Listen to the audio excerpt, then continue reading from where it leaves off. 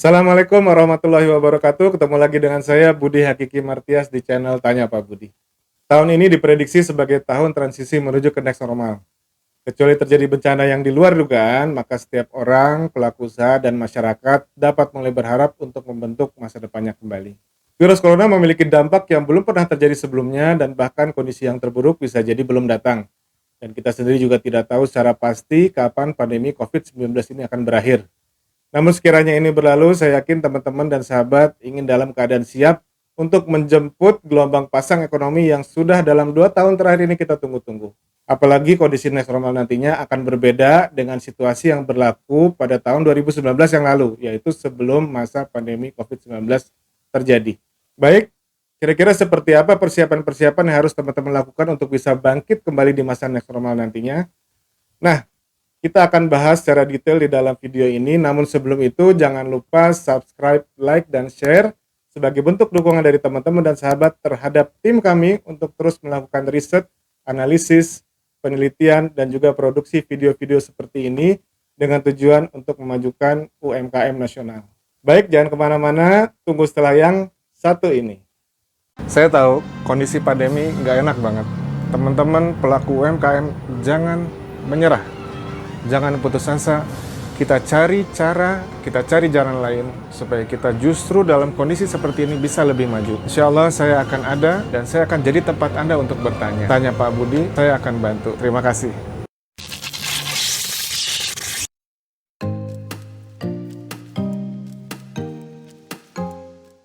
Pada bagian ini kita akan bahas tentang 10 aspek yang perlu dilakukan oleh teman-teman pelaku usaha UMKM dan startup untuk memulihkan kondisi usahanya dan meraih sukses di masa pasca pandemi nanti atau yang kita kenal dengan istilah next normal. Kita mulai dari aspek yang pertama yang terkait dengan perubahan perilaku dari konsumen. Jadi nanti di masa next normal kita harus paham betul tentang perubahan-perubahan pola konsumsi, kemudian pilihan cara bertransaksi dan cara berinteraksi yang dipilih oleh customer. Dan yang paling penting adalah customer relationship di masa next normal nanti sifatnya menjadi paling utama dan paling dominan. Lalu aspek yang kedua adalah terkait dengan karyawan. Jadi teman-teman, karyawan ini adalah aspek yang cukup penting, di mana kalau misalkan kita punya dana yang cukup, lalu produk dan jasa kita diterima dan direspon positif oleh pasar, dan kita punya pemasok dan juga investor yang bisa diandalkan, tapi kalau kita tidak punya tim yang bagus, maka kita akan sulit untuk beroperasi, maju, bertahan, dan berkembang ke depannya. Untuk itu, dari mulai sekarang kita harus siapkan tim yang bagus, kita siapkan kompetensi-kompetensi yang cukup untuk karyawan kita menghadapi masa next normal nantinya, khususnya kompetensi yang terkait dengan teknologi digital. Dan juga jangan lupa untuk menciptakan kepuasan bagi karyawan kita untuk membangun loyalitas mereka, sehingga kita bisa meretensi karyawan-karyawan terbaik kita untuk tetap bekerja bersama kita di saat next normal nantinya. Lalu yang ketiga adalah supplier. Nah, ini penting teman-teman. Jadi kita harus pastikan bahwa supplier kita juga dalam keadaan siap, khususnya dalam menghadapi next normal nantinya. Artinya apa? Artinya bila ada lonjakan demand atau ada demand shock pada saat next normal, itu kita bisa pastikan bahwa supplier kita bisa menyediakan bahan baku yang kita butuhkan untuk melayani pelanggan. Dan juga kita bisa atau mempersiapkan diri untuk memiliki supplier atau alternatif supplier yang lebih dari yang ada saat ini. Artinya apa? Artinya kita punya cadangan, kita punya alternatif, baik itu supplier yang berbeda maupun supplier yang berada di kota atau tempat yang berbeda gitu ya. Atau kita punya alternatif bahan baku yang berbeda, tapi tidak menurunkan kualitas dari produk kita. Lalu kita juga harus melakukan penyiapan inventory dan kita harus punya semacam cadangan untuk menghadapi kondisi krisis. Jadi jangan sampai seperti yang masa lalu pada saat ada krisis maka kita kekurangan pasokan bahan baku. Lalu aspek yang keempat yang harus dipersiapkan adalah terkait dengan investor atau penyandang dana. Nah, kita harus membuat perusahaan kita memenuhi kualifikasi sebagai debitur gitu ya. Nah, ini kembali ke teman-teman, bagaimana pilihan teman-teman terhadap sumber pendanaan itu kami serahkan kepada teman-teman. Tapi sekiranya teman-teman para pelaku usaha UMKM dan startup yang ingin mengambil kesempatan dan mendapatkan bantuan dan dukungan dana dari pihak perbankan dan juga pemerintah, maka hal-hal seperti catatan keuangan, kemudian pemanfaatan teknologi digital dan lain sebagainya itu harus dipersiapkan dengan baik. Dan juga teman-teman harus punya bisnis plan karena pihak-pihak pemberi dana atau kreditur itu akan melihat poin-poin ini. di perusahaan kita. Lalu yang kelima adalah persiapan yang terkait dengan pemerintah. Artinya apa? Pemerintah nanti di masa next normal itu akan menggelontorkan banyak dana dan juga program-program dukungan dan bimbingan kepada UMKM dan startup. Karena apa? Kita sama-sama tahu bahwa UMKM adalah pilar dari ekonomi nasional. Dan untuk itu kita harus bersifat comply atau ada kesesuaian dengan peraturan dan ketentuan yang ditetapkan oleh pemerintah sehingga kita dapat mengoptimalkan subsidi, insentif, dan bantuan-bantuan lain yang akan disediakan oleh pemerintah nantinya. Sebagai contoh, kita harus memiliki nomor induk berusaha atau NIB dan juga beberapa hal lain yang nanti akan kita bahas pada kesempatan video berikutnya. Lalu yang keenam adalah masyarakat dan komunitas. Nah, ini artinya apa? Artinya adalah bahwa pada saat next normal nanti kita harus bangun hubungan yang baik, kita harus punya hubungan yang baik dengan masyarakat. Nah, berbeda dengan masa sebelum pandemi, dulu kita hanya fokus kepada bagaimana membahagiakan pelanggan, menyenangkan pemilik modal, dan menjaga hubungan baik dengan mitra dan penyalur.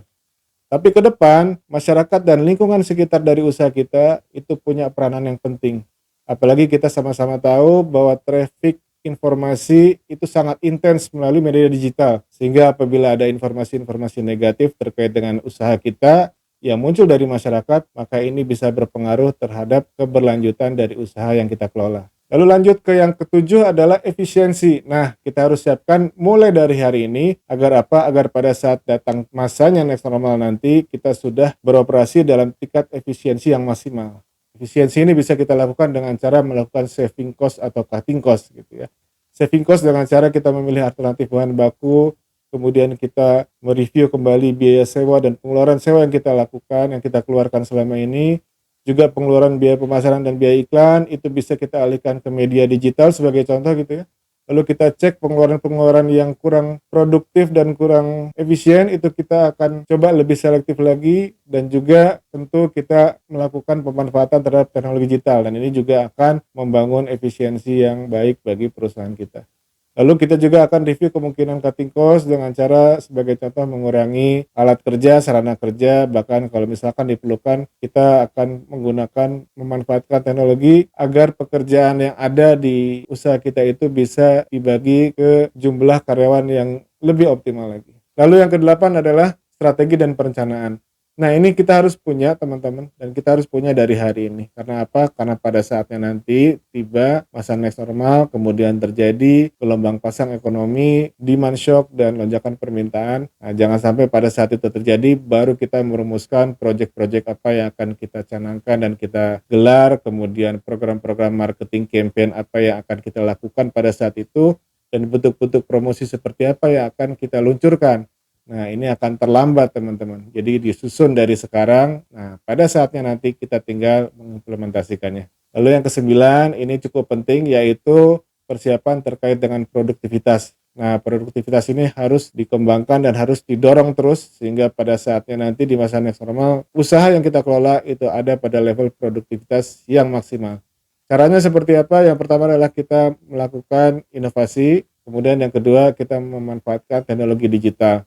Dan juga kita harus memperluas orientasi pasar. Jadi poin-poin ini sebenarnya adalah poin-poin yang juga direview oleh para kreditur. Karena apa? Karena mereka ingin melihat seperti apa kepastian dan prospek dari usaha kita ke depan. Dilihat dari faktor atau dari aspek produktivitas kita hari ini. Kemudian aspek yang terakhir, yang ke-10 adalah infrastruktur.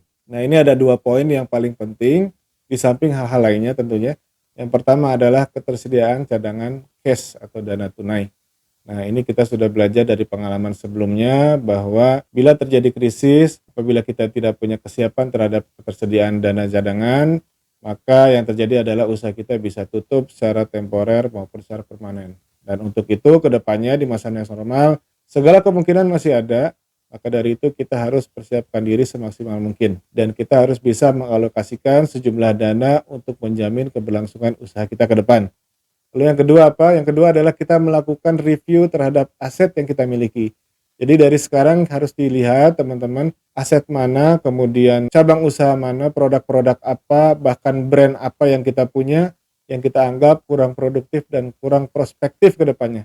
Nah, ini kita harus berani untuk mendiskontinukan item-item tersebut dan kemudian mengembangkan item-item atau infrastruktur-infrastruktur lainnya yang sifatnya prospektif dan produktif untuk kedepannya. Jadi itu teman-teman 10 aspek persiapan yang perlu dilakukan dan bisa dilakukan mulai dari sekarang juga.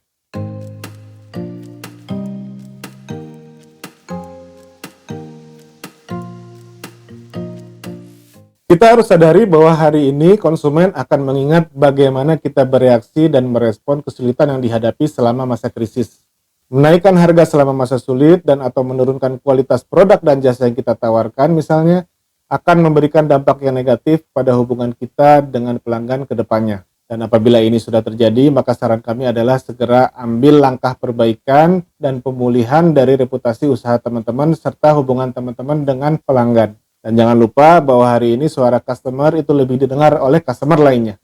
Dan dengan situasi yang semakin kompetitif ke depannya, maka usaha kita akan sangat dengan mudah ditinggalkan oleh konsumen hanya berdasarkan dari penilaian dan hasil review dari konsumen lainnya, walaupun itu sifatnya sangat subjektif dan belum tentu benar. Untuk itu, persiapan-persiapan dan langkah perbaikan yang direkomendasikan di dalam video ini adalah tindakan dan inisiatif bisnis yang menurut pendapat kami adalah paling tepat yang dapat teman-teman ambil dan lakukan sekarang juga untuk mengatur dan mentata kembali usaha teman-teman khususnya dalam menyambut masa pasca pandemi COVID-19 nantinya.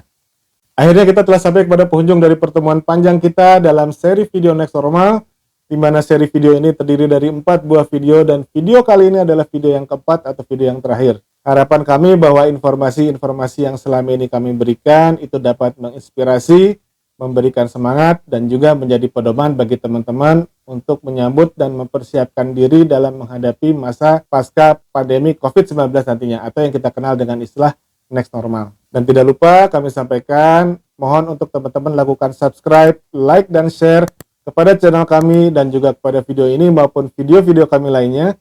Dan bagi teman-teman yang sudah melakukannya dan akan melakukannya, kami doakan agar Allah Subhanahu wa Ta'ala, Tuhan yang Maha Kuasa, memberikan kemudahan, kelapangan rezeki, dan keberkahan kepada teman-teman dan kepada kita semua untuk menyambut datangnya masa next normal nanti. Terakhir, izinkan kami untuk membagikan sebuah pepatah dan nasihat bijak sebagai berikut. Bermimpilah setinggi mungkin, karena pada hakikatnya pencapaian manusia itu tidak akan lebih tinggi daripada mimpinya. Untuk itu, jangan pernah batasi cita-cita dan mimpi kita hanya kepada hal-hal yang kecil dan hal-hal yang biasa-biasa saja. Karena ini artinya apa? Ini artinya adalah kita sedang mempersiapkan dan menjadikan diri dan kehidupan kita untuk menjadi biasa-biasa saja dan tidak bermakna. Nah, mudah-mudahan ini bermanfaat khususnya bagi diri kami sendiri dan juga kita semua. Dan kita tutup pertemuan kita kali ini. Terima kasih banyak. Billahi taufik wal hidayah. Wassalamualaikum warahmatullahi wabarakatuh.